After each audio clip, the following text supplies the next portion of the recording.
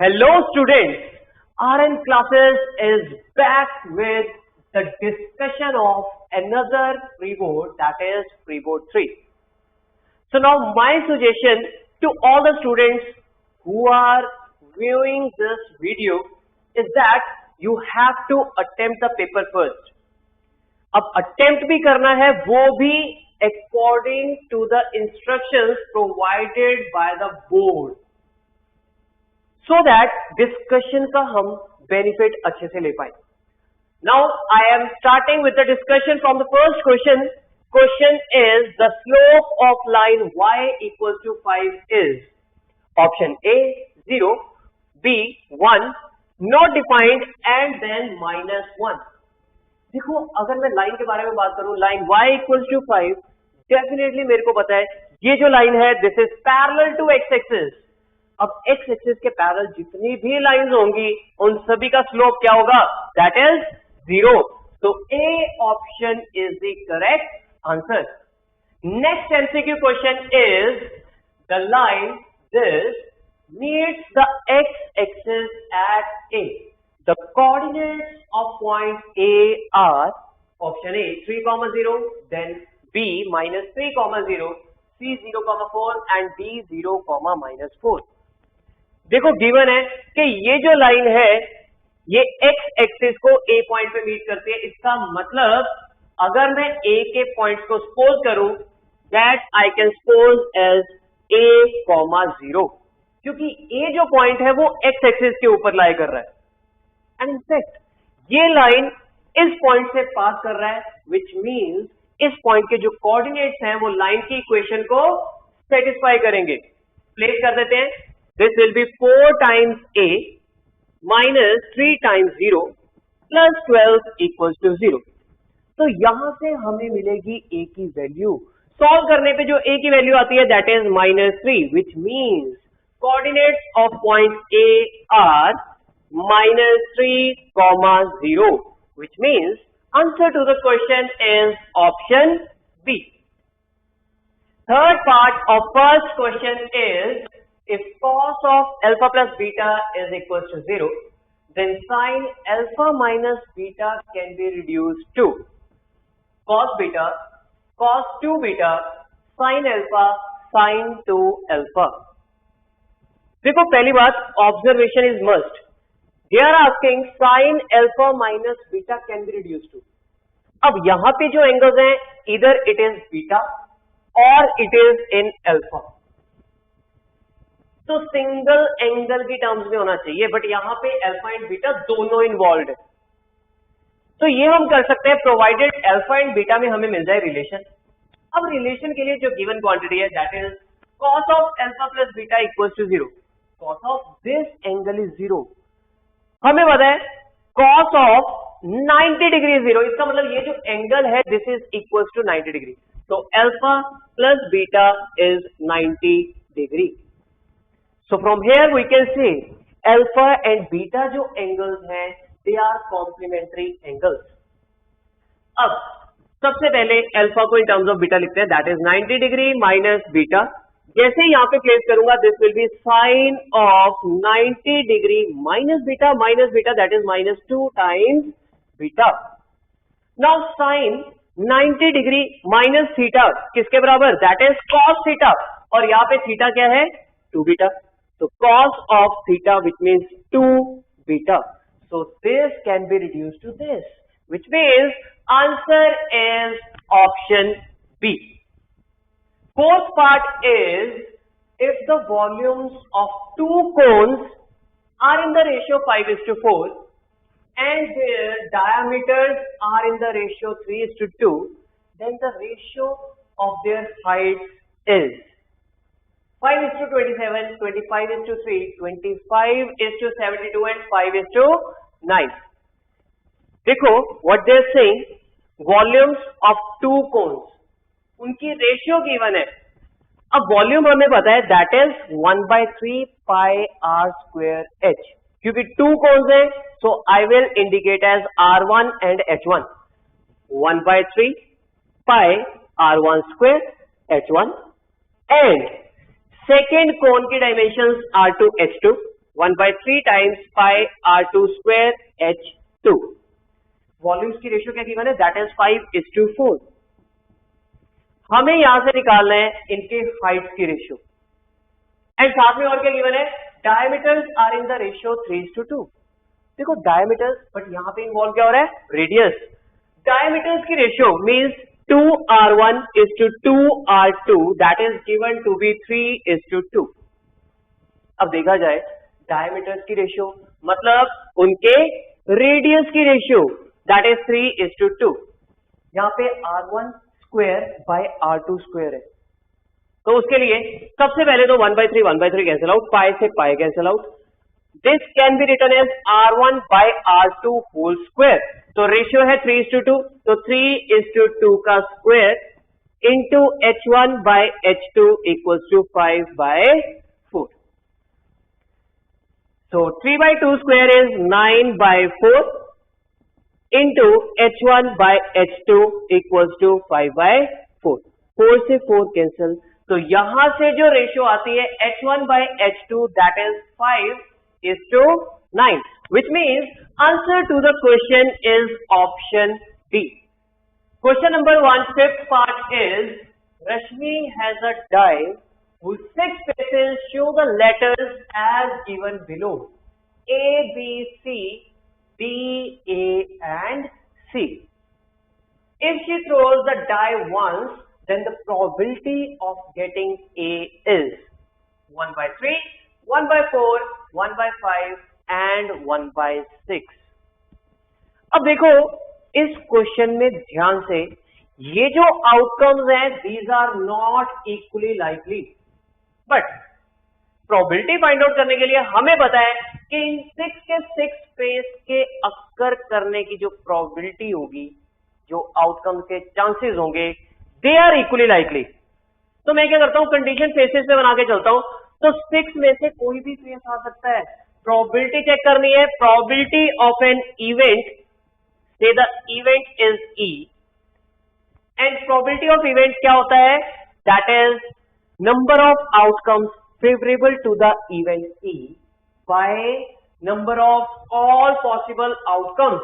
तो 6 फेसेस में से कोई भी फेस आ सकता है, इसका मतलब 6 में से फेवरेबल कितने होंगे भाई, जिन पे A होगा, क्योंकि हमें चाहिए प्रोबेबिलिटी ऑफ गेटिंग A।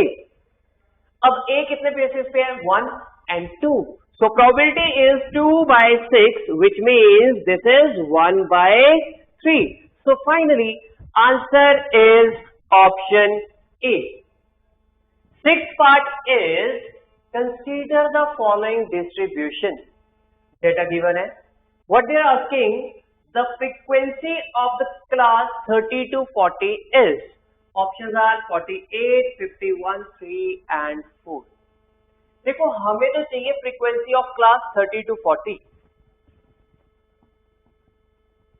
अगर मैं गिवन डेटा के अकॉर्डिंग इसको देखो, तो हमें तो ऐसे नंबर ऑफ स्टूडेंट्स चाहिए जिनके मार्क्स मोर देन और इक्वल्स टू 30 हो, बट उनमें से भी मोर देन और इक्वल्स टू 40 वाले नहीं चाहिए।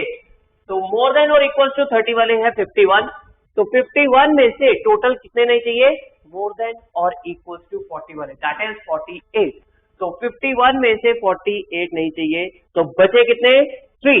So frequency of class 30 to 40 is 3, which means answer is option C। Moving to the next part, that is, if the centroid of the triangle formed by the points A, B and C is at the point 6,3, then options given है P4, Q5, P5, Q4, P equals to -5 and Q equals to -2, P equals to 5 and Q equals to 2। देखो right answer find out करने के लिए हमें find out करना है P and Q की value, और P एंड Q कहां पे इन्वॉल्व है, coordinates of A and B। अब उसके लिए तो क्वेश्चन में गिवन है centroid of triangle ABC, that is 6,3। देखो A, B एंड C के कोऑर्डिनेट्स की हेल्प से मैं ट्राइंगल के सेंट्रॉइड के कोऑर्डिनेट्स लिख सकता हूं। कैसे भाई? That will be x1 plus x2 plus x3 by 3 which means 7 plus q plus 9 by 3 comma y1 plus y2 plus y3 by 3 that is p plus minus 6 plus 10 by 3. Simplify करूंगा, this will be 16 plus q by 3 comma here it will be p plus 4 by 3. अब ये जो centroid के coordinates मिले these are in terms of p and q.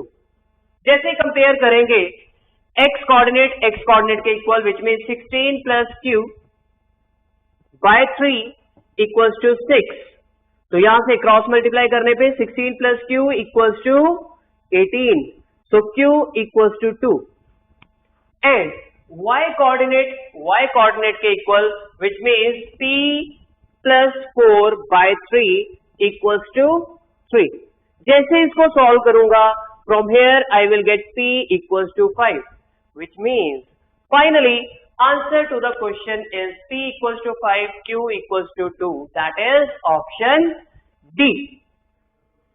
Now 8th part is if a rectangular sheet having dimensions 22 centimeter by 11 centimeter is rolled along its shorter side to form a cylinder, then the curved surface area of the cylinder so formed is.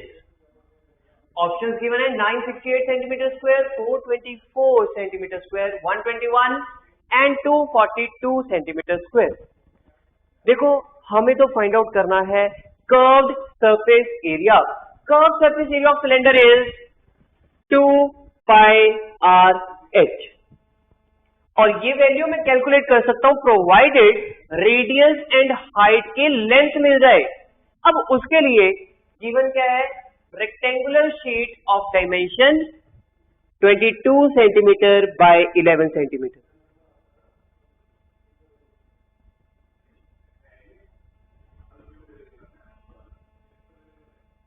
Yes. Now this is rolled along it's shorter side है 11 centimetre. 11 centimetre के along अगर मैं इसको role करूंगा what I will gate? A cylinder. Of course जिसकी height इसके along अगर हम रोल कर रहे हैं तो हाइट क्या बनेगी? 11 सेंटीमीटर. एंड इनफैक्ट ये वाली जो साइड है रोल करने पे क्या बन जाएगी? That is circumference of the base of cylinder. और circumference की length that is 2 pi r किसके बराबर? Equals to 22 centimeter. So from here we will get value of r. So यहां से जो रेडियस की लेंथ आती है that is 7 by 2 centimeter. Radius is 7 by 2 centimeter. Height is 11 centimeter. Value place करते हैं. So this is 2 into 22 by 7 into 7 by 2 into height that is 11. Calculate करते हैं. 7 से 7 कैंसिल, 2 से 2 cancel, 22 into 11 that is 242. So finally curved surface area will be 242 centimeter square which means answer to the question is option D. 9th part is consider the following frequency distribution. Data is given. What they are saying, the mode of the data will lie in the class interval. Basically उन्होंने पूछ लिया model class कौन सी है और options में क्या given है? 12 to 17, 6 to 11, 11.5 से लेके 17.5, then 5.5 to 11.5. Modal class means ऐसी क्लास जिसकी फ्रीक्वेंसी सबसे ज्यादा हो और सबसे ज्यादा फ्रीक्वेंसी है इस क्लास की. बट एक चीज का ध्यान रखना, मॉडल क्लास के बारे में बात कर रहे हैं तो उसके लिए जो डेटा है वो कैसा होना चाहिए? कॉन्टिन्यूअस. बट ये डेटा कॉन्टिन्यूअस नहीं है. तो इसका मतलब कॉन्टिन्यूअस बनाने के लिए हम यूज करेंगे एडजस्टमेंट फैक्टर. भाई अपर लिमिट एंड नेक्स्ट वाले की लोअर लिमिट 5 and 6 डिफरेंस कितने का? 1. तो एडजस्टमेंट फैक्टर क्या बनेगा? 1/2 दैट इज 0.5. तो हम क्या करेंगे, लोअर लिमिट में से 0.5 subtract, so this will B 11.5 and upper limit में 0.5 add, so this will B 17.5. So finally model class will be 11.5 to 17.5, that is option C. Question number 1, last part is, in the given figure PQ and PR are tangents drawn to circle with center O and radius is 5 cm. OP intersects the circle at point E and tangent at E intersects PQ and PR at P and M respectively. If OP equals to 13 cm, then length OT is, देखो diagram given है, and of course PQ, PR, these two are tangents from external point P. Of course, जो length OP है वो circle को intersect कर रही है E पे, एंड E पे भी टेंजेंट हमें गिवन है. हमें लेंथ फाइंड आउट करनी है OT. अब OT लेंथ फाइंड आउट करने के लिए गिवन इंफॉर्मेशन का यूज करना है. सबसे पहले radius of the circle that is 5 centimetre, so OE this distance is 5 centimetre. OT length find out करने के लिए वी नो OTE ट्राइंगल. ये कैसी ट्राइंगल होगी भाई, क्योंकि हमें गिवन है E पे टेंजेंट, तो डेफिनेटली E पॉइंट से this is radius through point of contact, तो डेफिनेटली ये टेंजेंट के perpendicular. So this is right angle triangle.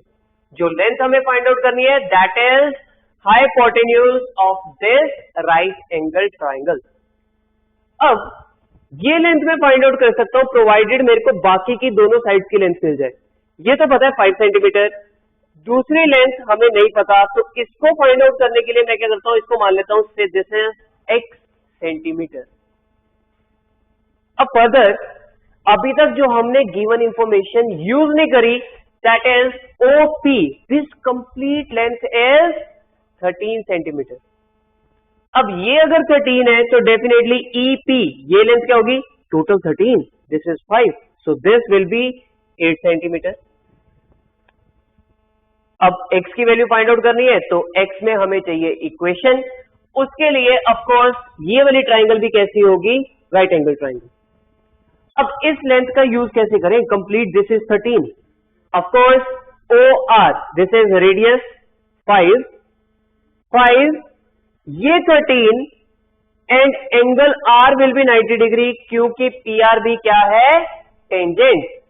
So tangent is perpendicular to the radius through point of contact. PR length में find out कर सकता हूं this complete length using Pythagoras theorem. ये side 5 centimetre, this side means hypotenuse of this triangle is 13 centimetre, तो definitely ये length using Pythagoras हमें मिल जाएगी 12 centimetre. ये लेंथ 12 सेंटीमीटर, तो ये कंप्लीट PQ भी 12, because we know PQ and PR are tangents from external point P, और external point से जो हम टेंजेंट्स बनाते हैं उसकी length equal.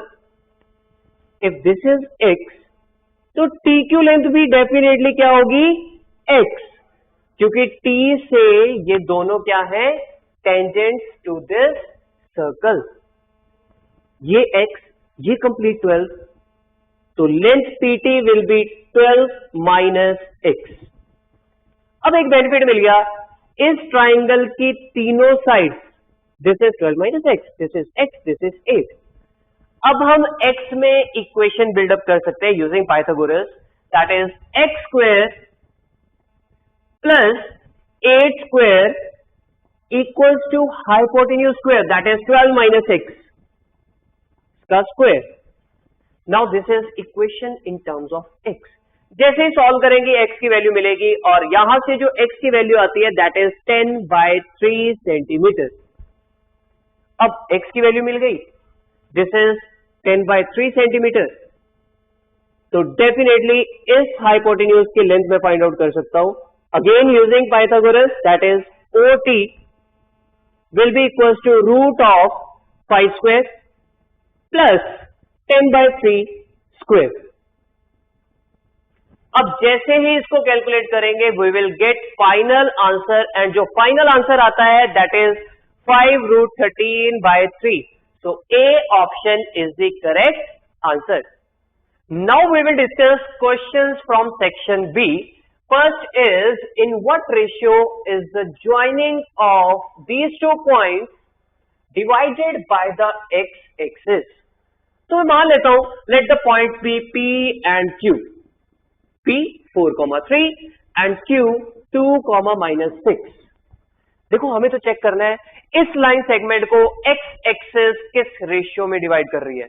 For the time being मैं मान लेता हूं से एक्स एक्सिस इस लाइन सेगमेंट को डिवाइड करती है इन द रेशियो k:1।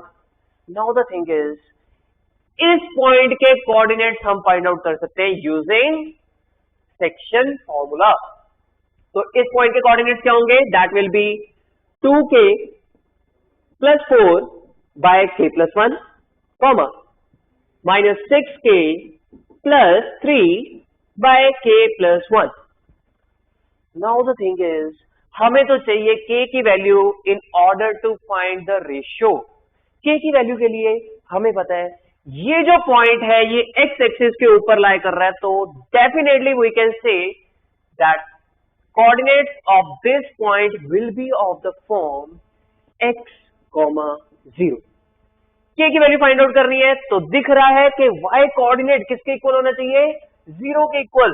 तो -6k + 3 by k + 1 = 0। तो ये बन गई equation in terms of k। जैसे ही सॉल्व करेंगे we will get the value of k, and k की जो वैल्यू आती है दैट इज 1/2। तो answer is ratio in which x-axis divides the join of 4,3 and 2,-6 is 1:2. Now next part of the question is, in the given figure find length QR। देखो QR की length find out करनी है, and of course we are given with incircle of triangle PQR। Incircle given है तो definitely जो triangle की sides हैं they will act as tangents to the circle. QR length find out करनी है। We know from point Q, QX and QY क्या है? Length of tangent from point Q। तो इन दोनों की लेंथ क्या होगी? इक्वल। सो डेफिनेटली QY की लेंथ है 4 सेंटीमीटर। अब QR लेंथ फाइंड आउट करने के लिए हमें चाहिए RY लेंथ। RY लेंथ किसके इक्वल होगी? RY will be equals to RZ। अब हमें तो पता है ये कंप्लीट साइड की लेंथ दैट इज 13 सेंटीमीटर। तो हम क्या करते हैं भाई, इस पार्ट का यूज कर लेते हैं। इफ PX is 6 तो PZ की लेंथ भी क्या होगी? 6 सेंटीमीटर। कंप्लीट पता है PR 13, PZ is 6, तो ZR की length 13 - 6 that is 7 centimetre. If this is 7 centimeter, तो RY भी क्या होगी? 7 centimeter, because length of tangents drawn from external point are equal। तो ये लेंथ आ गई 7 centimeter। हमें चाहिए था ये complete length that is 4 + 7 total is 11 centimeter। Third part of the question is prove the following identity. क्या प्रूव करना है? sin A + cosecant A whole square + cos A + secant A whole square equals to 5 + secant square A into cosecant square A। देखो identity का prove करना है, and we know that we have to start from one of the side. तो left hand side से working start कर देते हैं। Left hand side है sin A + cosecant A whole square + cos A + secant A whole square. Now left hand side को simplify करके equal prove करना है राइट हैंड साइड के। तो right hand side is the target. देखो यहां पे है secant square A cosecant square A, and ये वाली टर्म्स हमें कब मिलेंगी? When we will open the bracket. तो आइडेंटिटी का यूज करना है। A + B whole square is A² that is sin square A + B square that is cosecant square A plus 2 times A into B, 2 times sin A cosecant A। Similarly, this will be plus cos square a plus secant square a plus 2 times cos a into secant a. Now the thing is sin square a plus cos square a किसके बराबर? Equals to 1. And in fact sin a into cosecant a, देखो ये दोनों एक दूसरे के reciprocal, तो दोनों का product equals to 1. So this is equals to 2. 2 into 1 is 2. Then cos a secant a, ये भी एक दोनों के रेसिप्रोकल, इन दोनों का product equals to 1. So this is 2 into 1, again this is 2. तो देखने पे पता चल गया 2 plus 2 that is 4. Of course sin square a cos square a 1. 4 में 1 ऐड करा 5, साथ में बन गया plus secant square a plus cosecant square a. क्या यहां पे हमने राइट हैंड साइड अचीव कर लिया? आंसर इज नो भाई, यहां पे है प्लस, यहां पे इन दोनों का प्रोडक्ट, तो इसका मतलब हमें चाहिए इन दोनों का product. So for that, what I'll do, I know secant a is 1 by cos a. So 5 plus 1 by cos square a plus this is 1 by sin square a. Now of course secant and cosecant में इन दोनों में identity नहीं थी आपस में, but sin and cos में identity है. Simplify करते हैं. So we'll take LCM over here. So 5 plus sin square a into cos square a. Here it will be sin square a plus cos square a. Sin square a plus cos square a is 1. So this is 1 by sin square a into cos square a. देखो sin square a जैसे numerator में shift करूंगा, this will be 5 plus cosecant square a into cos square a को numerator में shift करेंगे, this will be secant square a. Now of course this is equivalent to right hand side. So identity is proved. Fourth part of the question is use graph paper for this question. The following table shows the weights in grams of a sample of 100 potatoes taken from a large consignment. Data is given. What they are saying, draw the cumulative frequency curve and from it determine the median weight of potatoes. देखो median estimate करना है from cumulative frequency curve, तो सबसे पहले graph draw करते हैं. अब graph draw करने के लिए what they are saying, what we need, cumulative frequency curve है, तो क्यूमुलेटिव फ्रीक्वेंसी वाला टेबल भी होना चाहिए. क्यूमुलेटिव फ्रीक्वेंसी वाला टेबल बना लेते हैं. So here it is 8, then 18, then 30, then it is 46, then it is 64, 78, and then 90, and then 100. And in fact total number of potatoes भी कितने हैं? 100. अब देखो बेसिकली जो क्यूमुलेटिव फ्रीक्वेंसी है ये किस चीज को रिप्रेजेंट कर रही है? लेस देन 60 ग्राम्स कितने पोटैटोस का वेट है? That is 8. लेस देन 70, क्योंकि इसमें पीछे वाले भी ऐड हो गए, तो लेस देन 70 कितने पोटैटोस का वेट है? 18. तो इसका मतलब ये लेस देन टाइप डाटा को रिप्रेजेंट कर रहा है. तो सबसे पहले लेस देन 50 0 है, लेस देन 60 8 है, तो इसका मतलब हमें यहाँ पे less than 60, less than 70, less than 80 ये सारे चाहिए. तो मार्किंग बनाएंगे स्टार्टिंग फ्रॉम 50. तो स्ट्रेट अवे 50 से स्टार्ट कर रहे हैं. सबसे पहले बनाएंगे किंग. यस 50, 60, 70 कहां तक जाना है? 130 तक. 80, 90, 100, 110, 120 एंड देन 130. हाँ जी, इसके कॉरेस्पॉन्डिंग जो मैक्सिमम क्यूमुलेटिव फ्रीक्वेंसी है वो कहां तक गई? 100 तक. 10, 20, 30, 40, 50, 60, 70, 80, 90 एंड देन 100. हाँ जी, तो लेबलिंग ऑफ एक्सेस, हम एक्स एक्सिस पे क्या रिप्रेजेंट कर रहे हैं? weight of potatoes in grams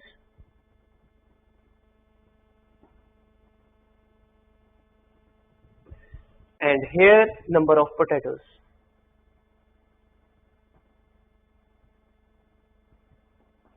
Yes. So less than 50 वाले कितने हैं? 0. So here we'll mark 0. Less than 60 वाले 8. So 8 will be somewhere over here. Then less than 70 वाले 18. So it will be somewhere over here. Then 30. Then 46. Then 100 पे it will be 64.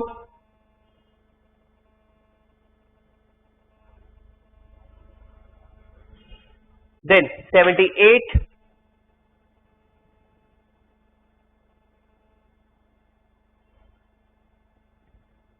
Then 90 and then 100.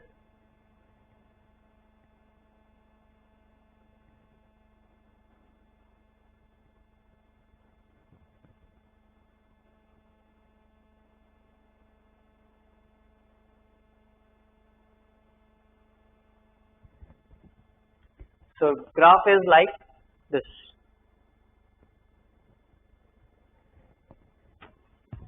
अब median estimate करना है. Median estimate करने के लिए we know median is basically central most observation and in grouped data हम कौन सी ऑब्जर्वेशन को उठाते हैं? n बाय 2th ऑब्जर्वेशन. तो टोटल है 100. 100 बाय 2 इज 50th ऑब्जर्वेशन. तो यहाँ पे 50th पोटैटो के अगेंस्ट हम चेक करेंगे wait. So it will be around 91 or 92. So median weight of potatoes is 91 grams. Now first part of question 3 is the probability of guessing the correct answers to a certain test question is x by 12. If the probability of not guessing the correct answer to the question is 2 by 3, then find x. देखो x find out करने के लिए x कहां पे given है? That is probability of guessing the correct answer to the question is x by 12. और साथ में गिवन क्या है? Probability of not guessing the correct answer. We know probability of an event E plus probability of an event not E is equals to 1. देखो guessing the right answer, not guessing the correct answer, दोनों की probability given है. तो मैं event मान लेता हूं. Let the event E be guessing the correct answer to the certain question. So probability of E plus probability of not E is 1. तो यहां से x बाय 12 प्लस 2 बाय 3 किसके बराबर? Equals to 1. Now this is equation in terms of x. तो solve करते हैं. x by 12 is 1 minus 2 by 3 that is 1 by 3. तो x की वैल्यू इक्वल्स टू 4.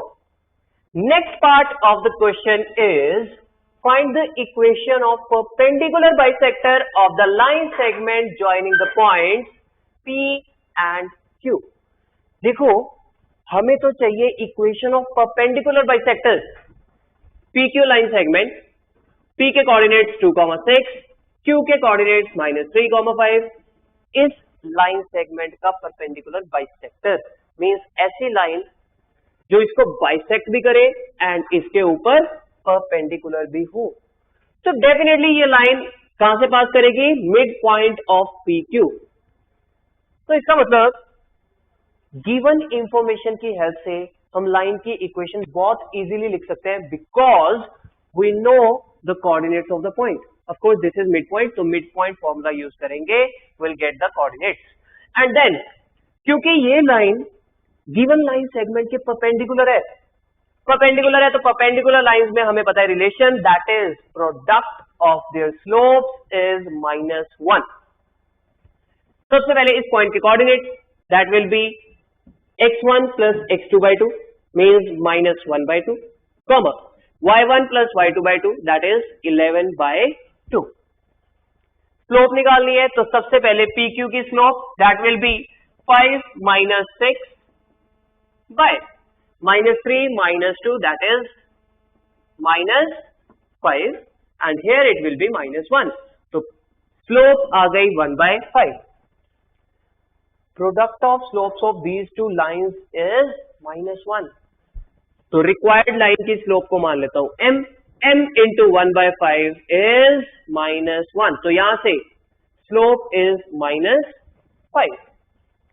Slope पता है, point पता है. Using point slope form, equation of the line will be y minus 11/2 equals to -5 times x minus -1/2, that is x plus 1/2. जैसे इसको simplify करके standard form में लिखूंगा, I will get this equation as 5x plus y minus 3 equals to 0. Now third part is the height of a house subtends a right angle at the window of a home joint opposite to it. The angle of elevation of the window from the base of the house is 60 degree.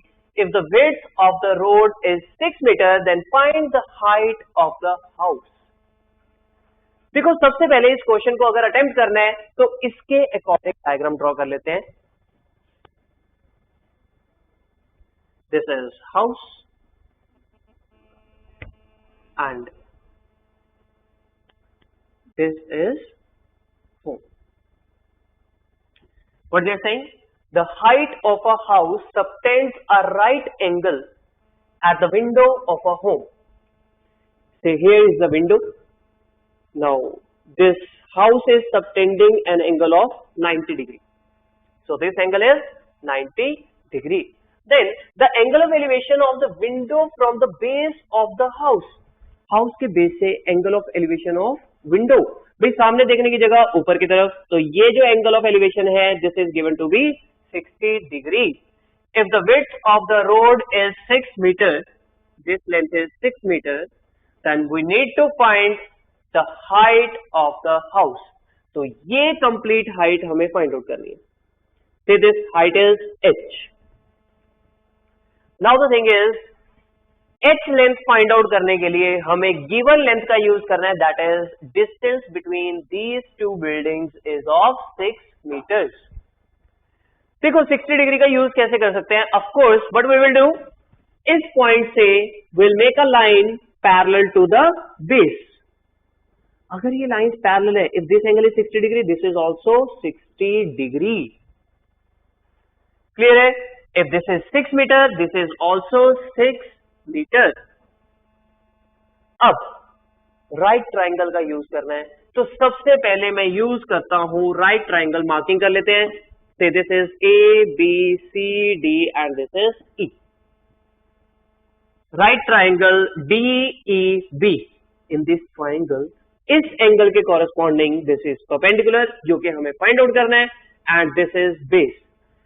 So BE upon base is 6 equals to tangent of 60 degree. And tangent of 60 degree is √3. So BE length is 6√3. Now the thing is, हमें तो चाहिए ये complete height. If BE length is 6√3, what can you say about length AE? AE will be h minus 6√3. अब of course second right angle triangle AED का use करेंगे. इसमें AE is h minus 6√3 and DE is 6 meter. अब देखा जाए angle, देखो हमें तो ये कंप्लीट एंगल गिवन था 90 डिग्री. इफ दिस इज 60, तो ये बचा हुआ angle this will B of 30 degree. तो इसके corresponding this is perpendicular, this is face. तो h minus 6√3 by base, that is 6, equals to tangent of 30 degree, which is 1/√3. Cross multiply करते हैं. This will be √3h minus 6√3 into √3, that is 18, equals to 6. तो यहां से √3h is 24. जैसे ही √3 की side change करेंगे, we will get value of h final as 8√3 meters. Fourth part of third question is the histogram represents the marks obtained by some candidates in an examination using the data in the diagram, calculate the mean marks. देखो जो data histogram के through represented है, हमें तो उसका mean calculate करना है. अब मीन कैलकुलेट करने के लिए सबसे पहले तो मैं इस डेटा को टेबुलर फॉर्म में रिप्रेजेंट कर लेता हूं. भाई इधर 10 to 15 मार्क्स स्कोर करने वाले how many students are there? 10. तो marks obtained that is from 10 to 15, 15 to 20, then 20 to 25, 25 to 30, 30 to 35 and 35 to 40. इसके कॉरेस्पॉन्डिंग जो नंबर ऑफ स्टूडेंट्स है they are 10, 15, 20, 12,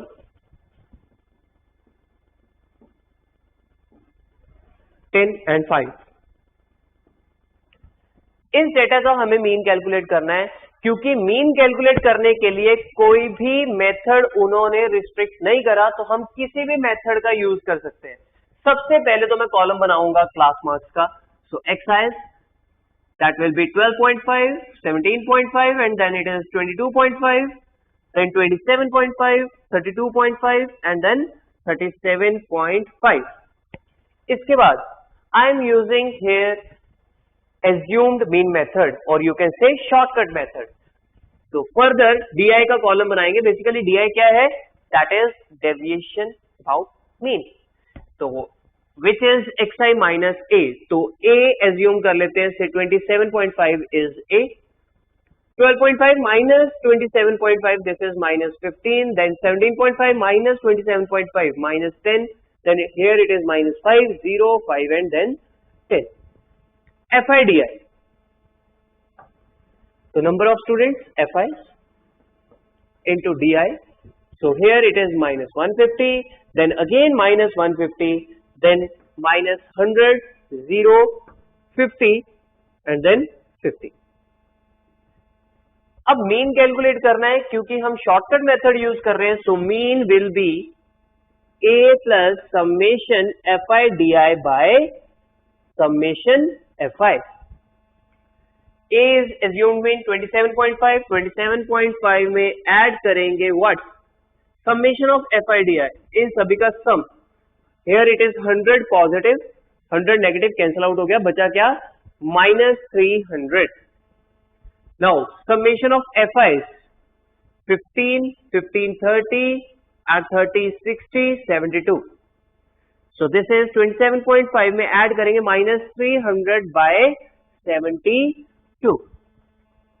So this is basically mean of the data, and जैसे हम इसको calculate करेंगे we'll get final answer as 23.33 marks. Next question is 2 points are tossed simultaneously.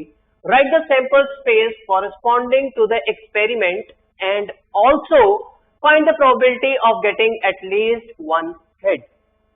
देखो सबसे पहले तो जो एक्सपेरिमेंट है हमें लिखना है उसका sample space. Means we have to list all the outcomes of the experiment. अब देखो आउटकम्स 2 पॉइंट्स को टॉस कर रहे हैं, so it can be heads on both the points. Then एक पे हेड आ जाए, दूसरे पे टेल. फर्स्ट वाले पे टेल आ जाए, दूसरे वाले पे हेड, एंड या तो दोनों पे टेल्स आ जाए. So these are the outcomes. Sample space. तो हम क्या करेंगे, इन आउटकम्स को लिस्ट करेंगे इन कर्ली ब्रैकेट्स. हाँ जी. इसके बाद what they are saying, also find the probability of getting at least one head. So probability of getting at least one head. हमें पता है प्रोबेबिलिटी फाइंड आउट करने के लिए we need to know number of outcomes favourable to the event. और इधर event क्या है, that we want at least one head. Then और क्या चाहिए, number of all possible outcomes. Number of all possible outcomes दिख रहा है 1, 2, 3, 4. इनमें से फेवरेबल एटलीस्ट वन हेड चाहिए. कम से कम एक तो हेड चाहिए. क्या इसमें एक हेड है? भाई है. देन इसमें भी है, इसमें भी है, इसमें भाई कम से कम एक हेड भी नहीं है, इसका मतलब ये वाली आउटकम फेवरेबल नहीं है. तो favourable are 1, 2 and 3. So probability of getting at least one head is 3/4. Next part is the barrel of a fountain pen, cylindrical in shape, is 7 centimeter long and 5 mm in diameter. A full barrel of ink in the pen is used on writing 3300 words on an average. How many words can be written in a bottle of ink containing 1/5 of liter? देखो ink compare कर रहे हैं number of words जो लिख रहे हैं. What they are saying, a full barrel is used to write how many words? 3300 words. और barrel जो है that is in the shape of cylinder, जिसके डायमेंशंस हमें गिवन है, that is length is 7 metre, 7 centimetre and diameter is 5 mm. तो of course यहां से हम वॉल्यूम ऑफ इंक निकाल सकते हैं और वो कितनी होगी, that will be equal to volume of this cylindrical barrel. तो volume of cylinder is πr²h. तो इंक का वॉल्यूम चेक कर लेते हैं, दैट इज 22/7 इंटू रेडियस. देखो this is 5 mm means 5/10 centimetre, but ये डायमीटर है. Radius that will be 5/20 into 5/20 into height is 7 centimeter. So this many centimeter cube is the volume of ink in the barrel. Calculate कर लेते हैं. This will be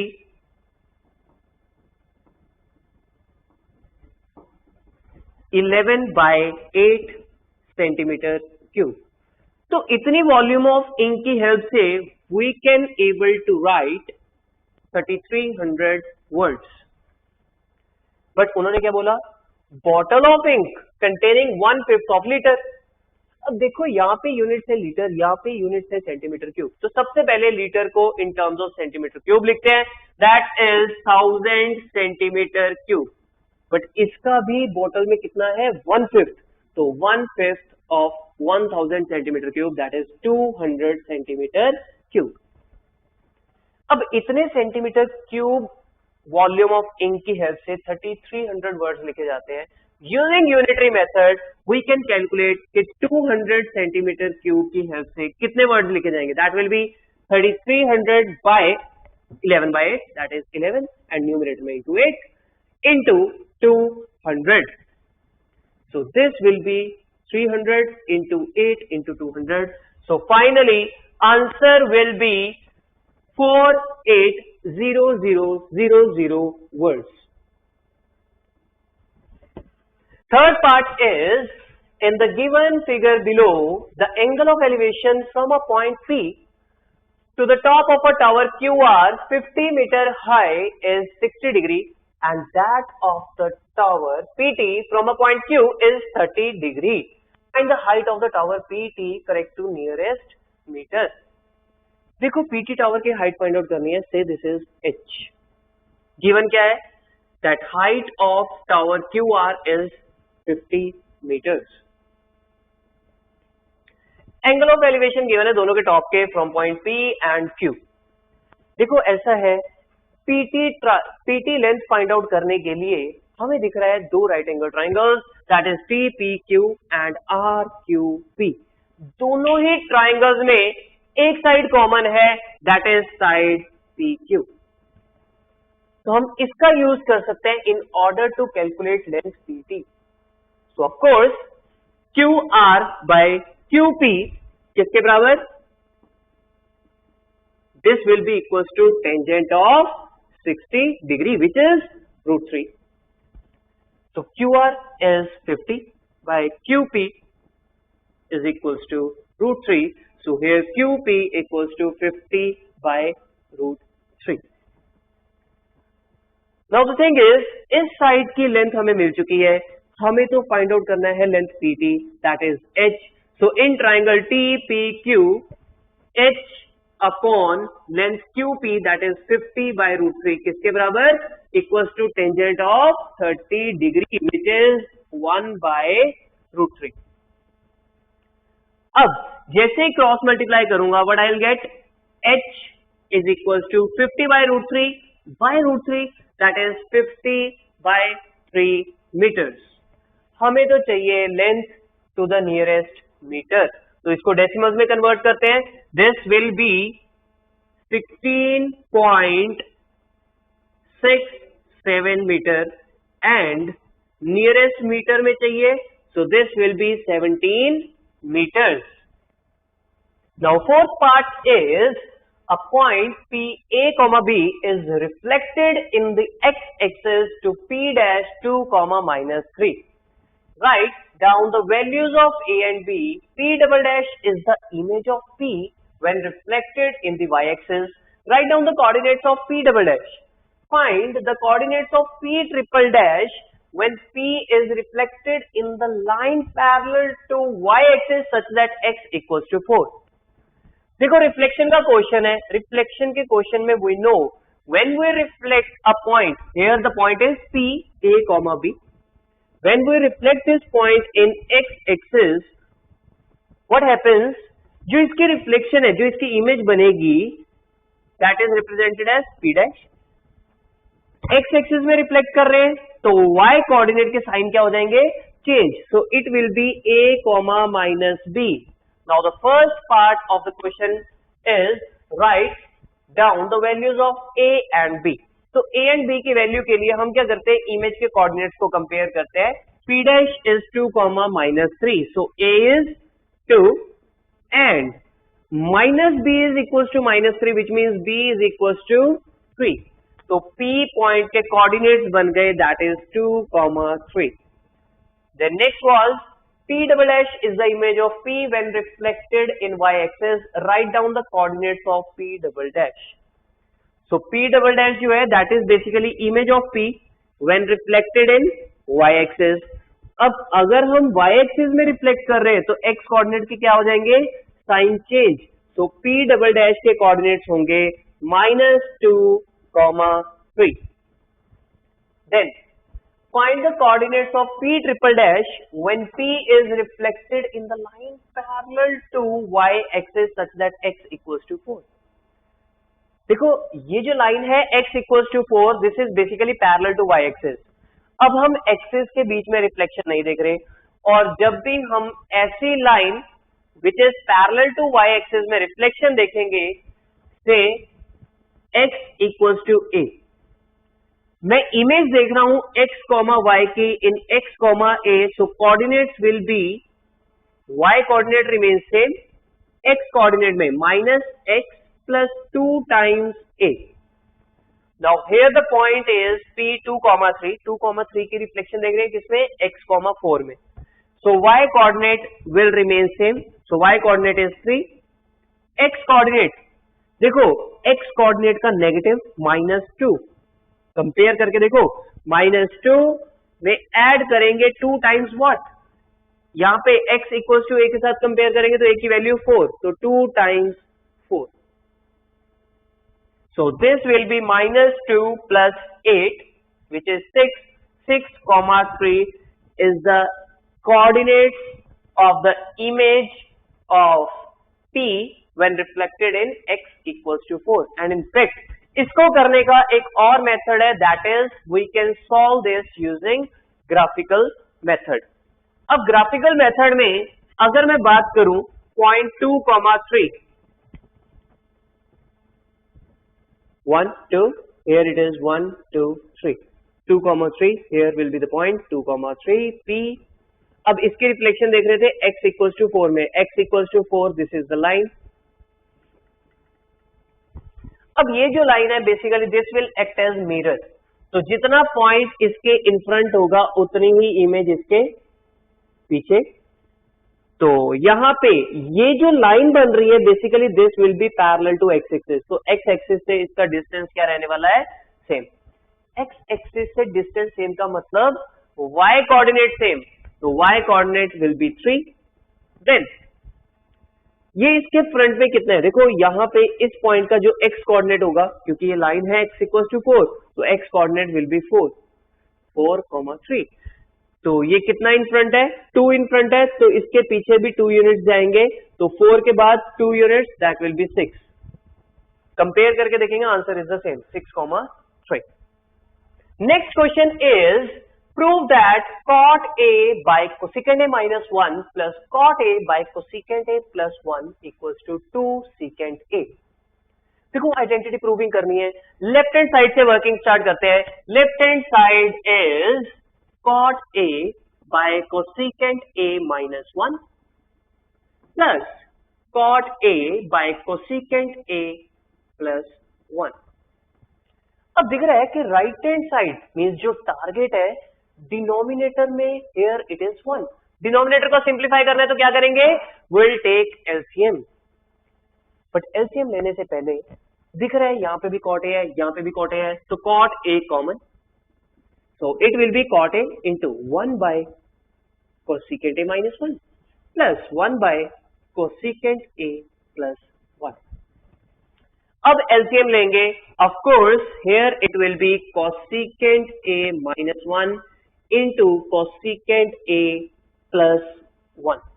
numerator में here it will be cosecant A plus 1 plus here it is cosecant A minus 1 into cot A.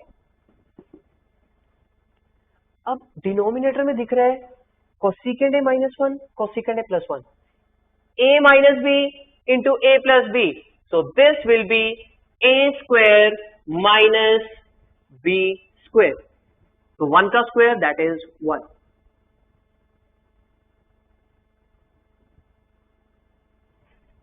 And numerator में 1 minus 1 cancel out. So 2 times cosecant A. So this will be 2 cot A into cosecant A by cosecant square A minus 1.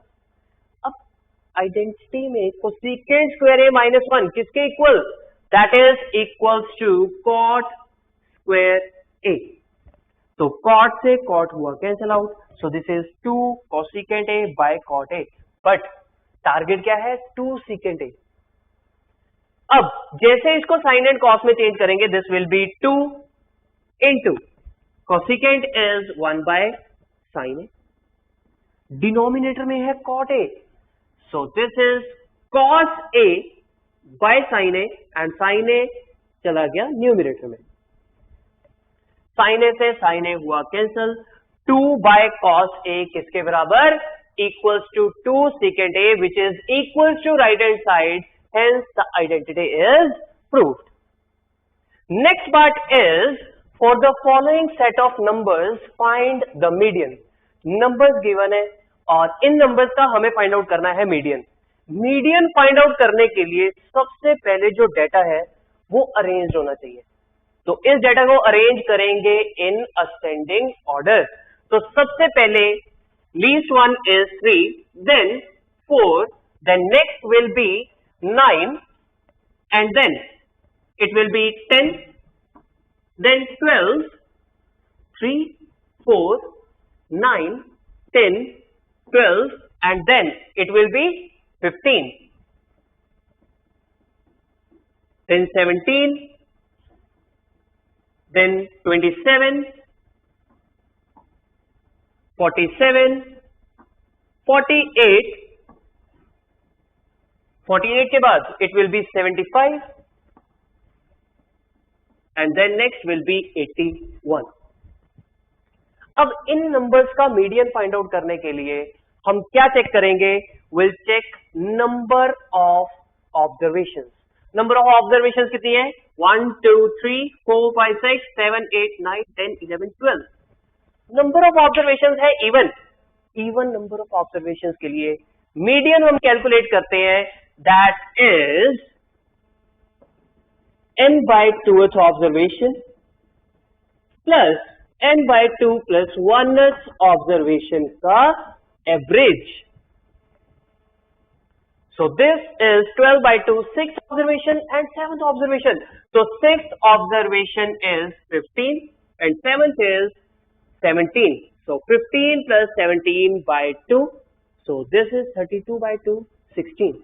So 16 is the median of the given set of numbers.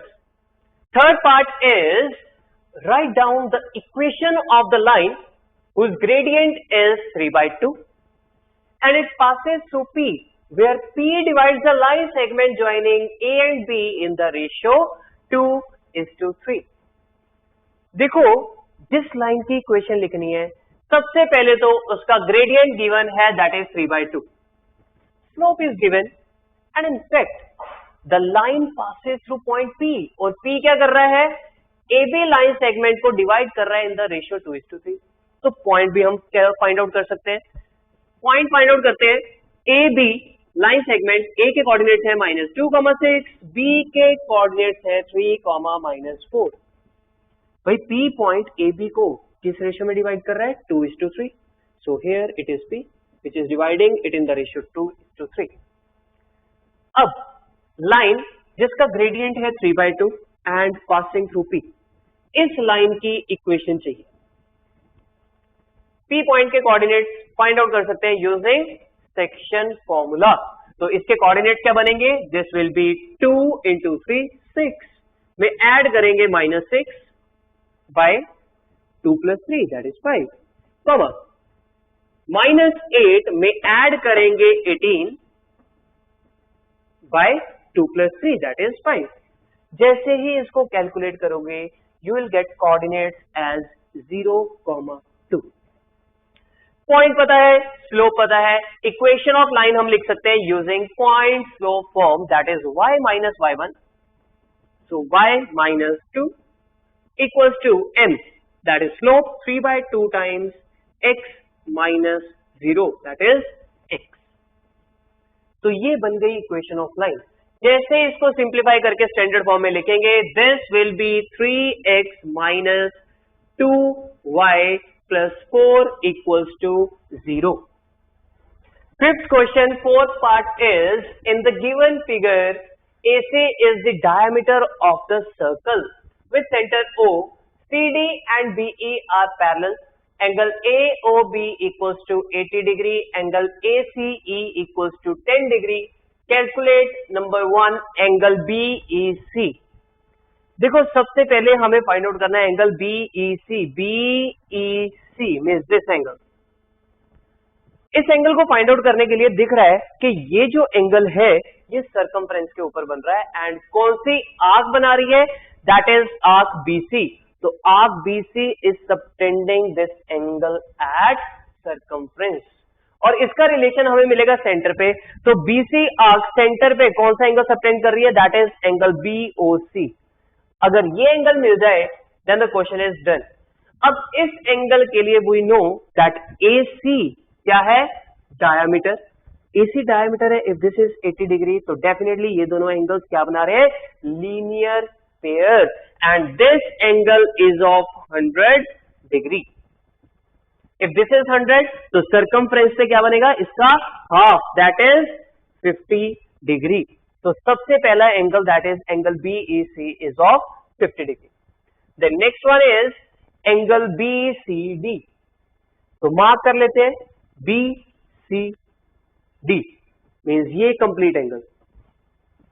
देखो complete angle find out करना है but उसमें से कुछ major हमें पता है that this angle is of 10 degree.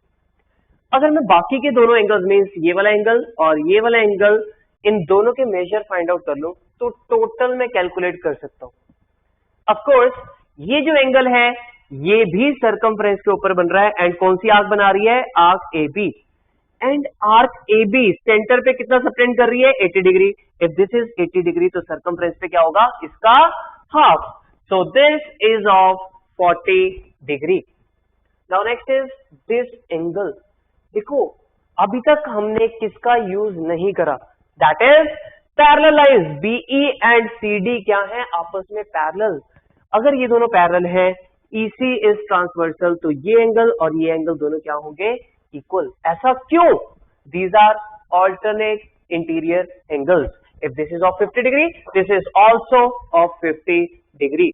तो complete angle कितने डिग्री का बना? 50 plus 10 plus 40, that is 100 degree.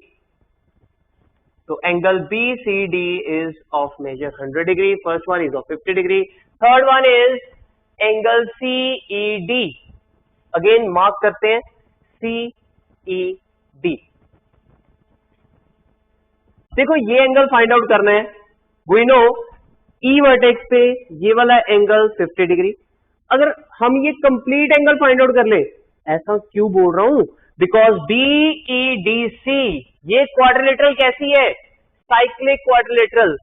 This angle and this complete angle they will form supplementary angles, opposite angles of cyclic quadrilateral. If this complete is 100 degree, अभी find out करा 100 degree, तो ये complete होगा 80 degree. 80 में से 50 जैसे ही subtract करूंगा, this angle is of 30 degree. Next question is, if the vertices of triangle ABC are A 5, -1, B -3, -2 and C -1, 8, then find the length of median through A. देखो हमें मीडियन की length find out करनी है of triangle ABC. A के coordinates given है 5, -1, B के coordinates given है -3, -2 and C के coordinates that is -1, 8. Median through A की लेंथ फाइंड आउट करनी है. We know median is basically line segment joining vertex to the mid point of opposite side. तो A के opposite side that is BC के mid point को join करना है. तो A एंड से mid point of BC is D. इस median की लेंथ फाइंड आउट करनी है. तो AD की लेंथ में फाइंड आउट कर सकता हूं प्रोवाइडेड मेरे को A एंड D दोनों के कोऑर्डिनेट्स पता हो. A के कोऑर्डिनेट्स गिवन है, D के कोऑर्डिनेट्स फाइंड आउट करने हैं. एंड D के coordinates, because D is mid point of BC, तो using mid point formula coordinates will be -3 में ऐड करेंगे -1 दैट इज -4/2, तो -2. This plus this by 2 that is 6/2, 3. Since हमें A and D दोनों के कोऑर्डिनेट्स पता है, तो लेंथ हम फाइंड आउट कर सकते हैं यूजिंग डिस्टेंस फॉर्मूला. तो AD distance will be equals to √ of x2 - x1 that is -2 -5 -7 square plus y2 - y1 का होल स्क्वायर. 3 -1 दैट इज 4 का square. So this is root of 49 plus 16 which is root 65 units. So length AD is root 65 units. Next one is, in the given figure PAB is a secant and PT is a tangent to the circle with center O. If PA equals to 9 cm and AB equals to 7 cm, then find the length PT. देखो diagram में given है PAB secant and PT is a tangent. Tangent की length हमें find out करनी है. Tangent की length find out करने के लिए दिख रहा है BA मींस कॉर्ड को प्रोड्यूस करा, तो वो टेंजेंट को मीट कर रहा है at point P. And we know in this case product of segments of chord means PA and PB दोनों का प्रोडक्ट किसके बराबर? Square of length of tangent. Clear है? And this statement can be easily proved using the concept of similarity. अब इसका use करेंगे in order to calculate length PT. PT length calculate करने के लिए जो गिवन है that is length PA, this length is 9 centimetre and length AB is 7 centimetre. So from here PT square किसके बराबर? Product of PA and PB. तो PA length है 9 centimetre and PB that is this complete length 9 plus 7 which is 16. PT square is equals to 9 into 16 which is 144. So length PT किसके बराबर? That is equals to 12 centimeter. Third part of question 6 is a well of diameter 3 meter is dug 14 meter deep. The earth taken out of it has been spread evenly all around it to a width of 4 meters to form an embankment. Find the height of embankment. Also, find the cost of plastering the well from inside at the rate rupees 125 per meter square. देखो सबसे पहले एक well को डग करा. Of course, dimensions are given. Diameter is 3 meter and depth is 14 meters.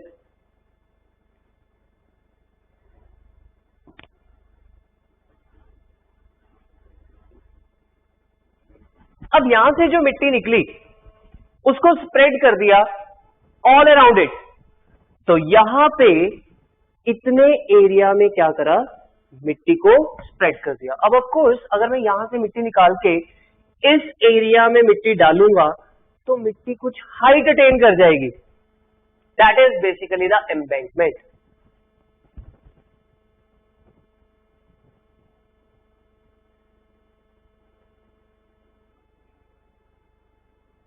Say this much is the height attained by the earth.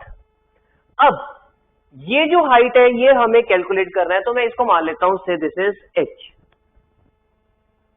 अब इस height को find out करने के लिए वी नो जो अमाउंट ऑफ मिट्टी वेल से निकलेगी उसी अमाउंट ऑफ मिट्टी को यूज करा to form embankment. So volume of embankment will equals to volume of the well. Volume of well that is in the shape of cylinder और cylinder shape का volume that is pi r square h. So pi, diameter is 3 meter, radius will be 3 by 2 square into height that is 14. This much is the volume of embankment. अब ये जो embankment है ये किस shape में है? This is in the shape of hollow cylinder. तो hollow cylinder है, इसका वॉल्यूम कैलकुलेट करना है. भाई इतने पोर्शन में अर्थ स्प्रेड करी है तो definitely volume of outer cylinder minus volume of inner cylinder. So volume of outer cylinder is pi r square into h, height को हमने एच माना था, minus volume of inner cylinder that is pi r square into h. So these two volumes will be equal. Now the thing is हमें outer cylinder and inner cylinder के radius check करने. देखो सबसे पहले inner cylinder, this radius is equals to radius of well that is 3 by 2. तो inner cylinder का radius 3 by 2. Outer cylinder के लिए we know that this distance is 3 by 2 and further ये विड्थ कितनी गिवन है, that is width of embankment which is 4 meters.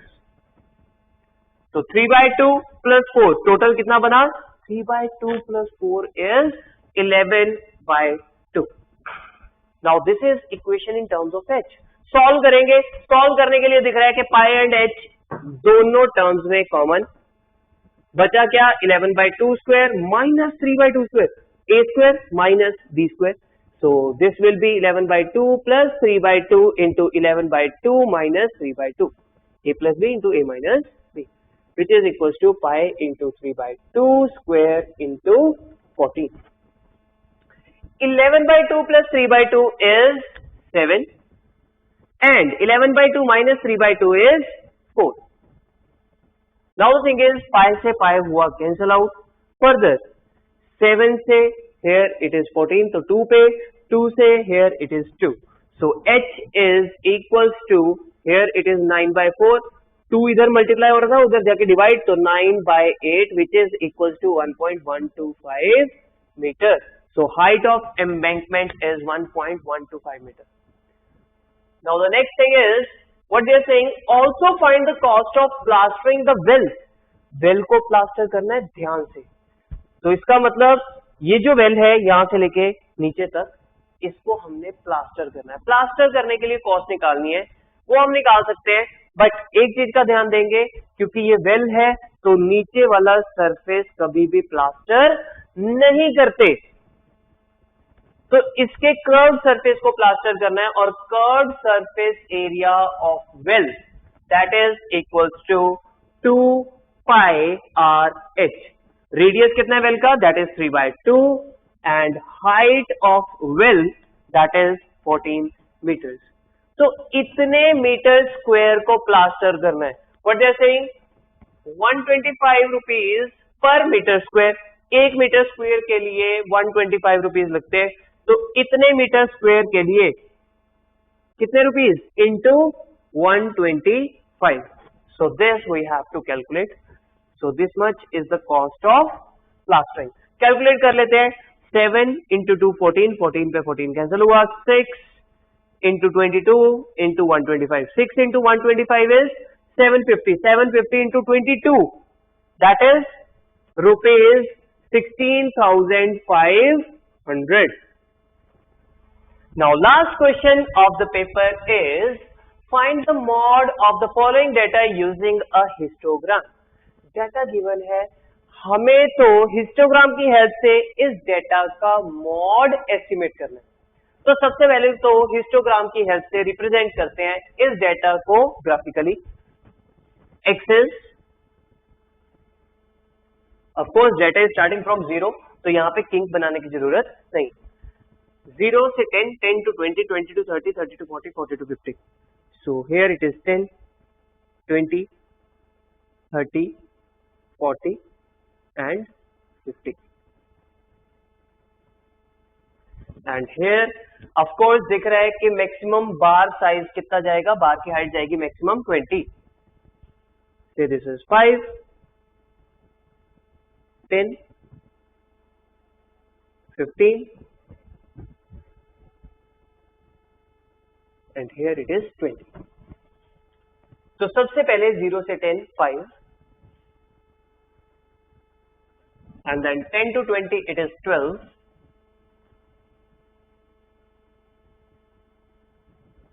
Then 20 to 30 20.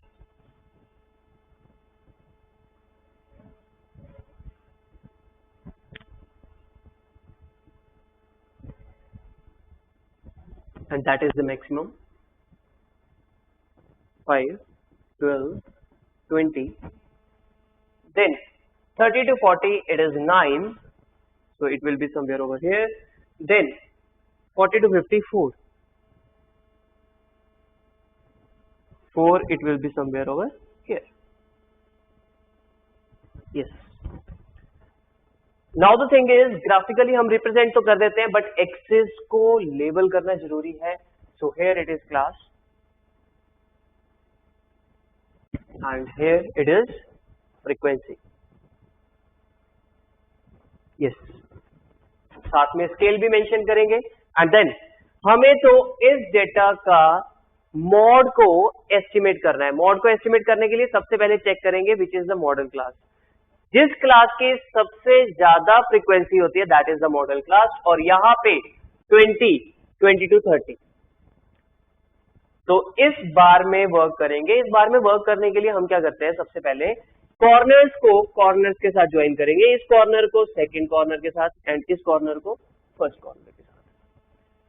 यहाँ पे जहां पे भी हमें पॉइंट ऑफ इंटरसेक्शन मिलेगा उसके अकॉर्डिंग, उसके कॉरेस्पॉन्डिंग एक्स एक्सिस पे जो रीडिंग होगी nearly it will be around 24 और 24.5. क्लियर है? And that you can check graphically.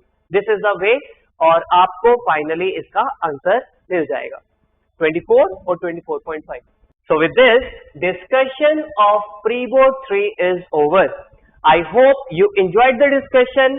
So do share it with your friends and to get more videos like this, hit the subscribe button.